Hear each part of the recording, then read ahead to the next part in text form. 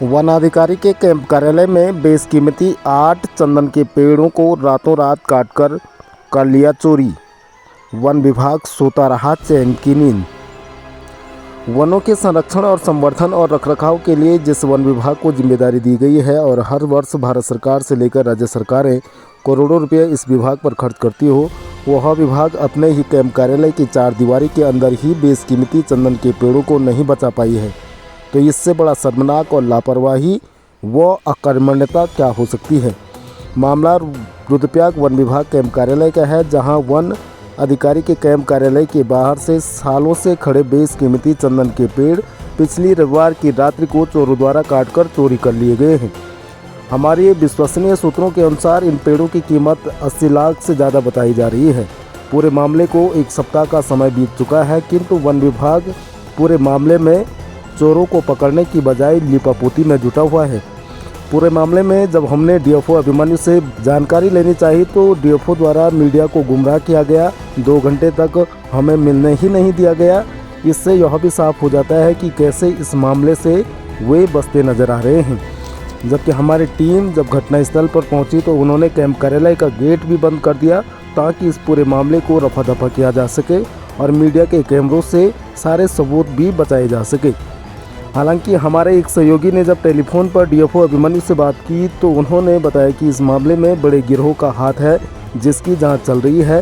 हालांकि बिना वन विभाग के अधिकारी की संलिप्तता से वन विभाग के अधिकारी के मुंह के सामने बेशकीमती चंदन के पेड़ों की चोरी नहीं हो सकती है। हालांकि यह भी जाँच का विषय है कि वाकई अगर वन विभाग इस पूरे मामले से बेखबर है तो क्या वह इस गिरोह या चोरों तक पहुंच सकता है। सबसे अहम सवाल यह है कि जब वन विभाग के कैंप कार्यालय में ही इतने बेशकीमती पेड़ों की चोरी हो रही है तो फिर दूरस्थ जंगल के क्षेत्रों में किस तरह से पेड़ों को बचाया जा रहा होगा। वन विभाग की इस नाकामी पर सवाल बहुत सारे और गंभीर खड़े होते हैं, किंतु सबसे बड़ा सवाल यह भी है कि जब डीएफओ के मुंह के सामने इस तरह से चोरी हो रही है तो फिर डीएफओ की कार्यप्रणाली भी सवालों की घेरे में आती है। वनों के संरक्षण व संवर्धन हेतु वन विभाग के अधिनियम की गंभीर धाराएं केवल आम आदमी के लिए हैं या ऐसे लापरवाह अधिकारियों पर भी कोई कानूनी कार्रवाई की जाएगी।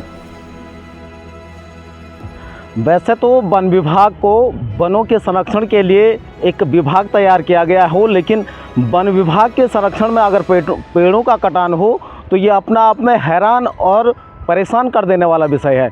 ऐसा ही वाकया रुद्रप्रयाग से सामने आ रहा है। हमारे विश्वसनीय सूत्रों के मुताबिक रुद्रप्रयाग के जो डीएफओ कार्यालय है उसके कैंपस में करीबन 8 से 10 पेड़ चंदन के काटे गए हैं। हमारे जो विश्वसनीय सूत्र हैं उनके मुताबिक 8 से 10 पेड़ चंदन के काटे गए हैं। हालांकि इस बात की लेकर हम पुष्टि नहीं कर सकते हैं कि वो चंदनी के पेड़ थे या अन्य पेड़ थे, लेकिन ये विश्वसनीय सूत्रों से ज्ञात हुआ है कि यहाँ पर जो ये वन विभाग के डीएफओ कार्यालय का कैंपस है, यहाँ पर करीबन 7 से 8 और उनकी संख्या 10 भी हो सकती है, उतने पेड़ काटे गए हैं।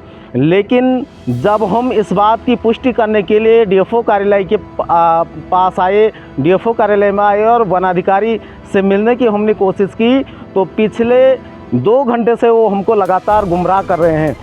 10 बजे हम यहाँ पर आ चुके थे। जो सरकारी कार्यालयों का टाइम होता है वो 10 बजे होता है। जब हमने डीएफओ को उनके अर्दली से ये सूचना पहुंचाई कि हम लोग यहाँ पर आए हैं और हमने जानकारी लेनी है आपसे, तो वो हमसे मिलना नहीं चाह रहे हैं और पिछले करीबन 2 घंटे से उन्होंने गुमराह करके रखा हुआ है।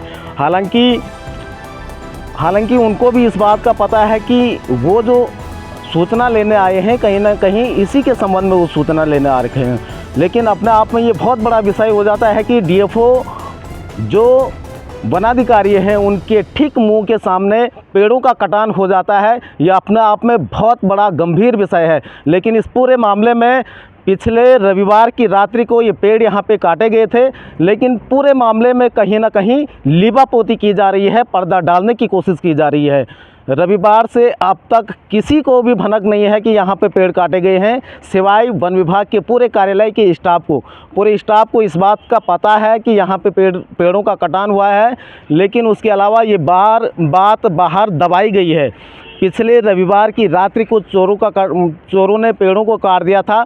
चोरों ने काटा या फिर वन विभाग के अधिकारियों की संलिप्तता इस पूरे मामले में है, ये भी अपने आप में जांच का विषय है। लेकिन जिस तरह से पेड़ों का कटान वन विभाग कार्यालय के कैंपस में किया जा रहा है, तो इससे बड़ा गंभीर विषय कोई हो नहीं सकता है। साफ कहा जा सकता है कि इसमें वनाधिकारी की भी संलिप्तता हो सकती है और यहाँ के स्टाफ की भी संलिप्तता हो सकती है। ये पूरा विषय जांच का है। हालांकि वन विभाग के डीएफओ से हम लगातार मिलने की कोशिश कर रहे हैं, लेकिन वो हमें मिल नहीं रहे। इससे भी ये साफ हो जाता है कि आखिर इस पूरे मामले को किस तरह से दबाने की कोशिश की जा रही है। वन विभाग के कार्यालय में जिन पेड़ों का कटान हुआ है, आप इस चारदीवारी को देख सकते हैं और इसके ठीक दूसरी तरफ ये वही कैंपस है जहां पर वनाधिकारी का निवास है और वनाधिकारी खुद यहां अंदर सोए हुए रहते हैं।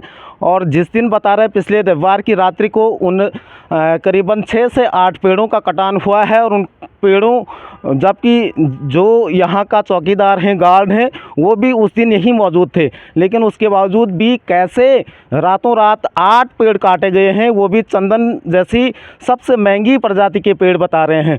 तो इसमें स्पष्ट होता है कि कहीं ना कहीं इस पूरे वन विभाग के अधिकारियों की इसमें से है मिलीभगत है, संलिप्तता है, क्योंकि बिना ही संलिप्तता से कोई इतना बड़ा दुस्साहस नहीं कर सकता है।